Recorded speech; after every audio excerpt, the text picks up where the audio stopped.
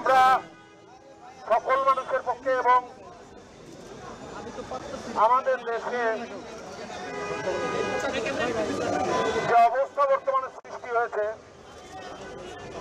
তাতে আমরা আসলে ঘরে বসে থাকার মতন অবস্থায় নাই। আমরা শান্তি চাই, আমরা রক্ত দেখতে চাই না।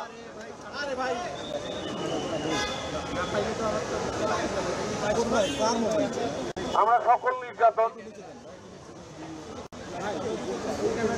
গোলাগুলি, হত্যা, রক্ত এগুলো দেখতে চাই না। এগুলোর বাইরে আমরা থাকতে চাই, আমরা শান্তি চাই। ধন্যবাদ।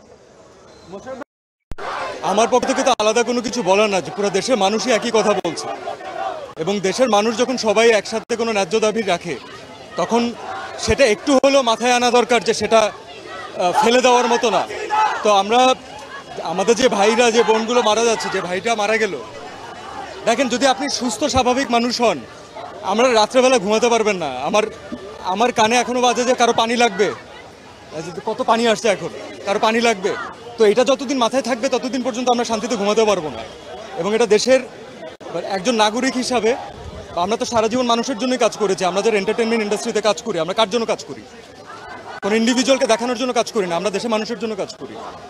তো আজকে তাদের যে ছাত্ররা, যারা ইয়াংরা, যারা হচ্ছে আমাদের মেইন অডিয়েন্স, যাদের আমাদেরকে প্রয়োজন, আমরা যদি তাদের সাথে না দাঁড়াতে পারি তাহলে আসলে কেন কাজ করলাম? এর থেকে কাজ না করা ভালো, অন্য কোনো কিছু করা বেটার।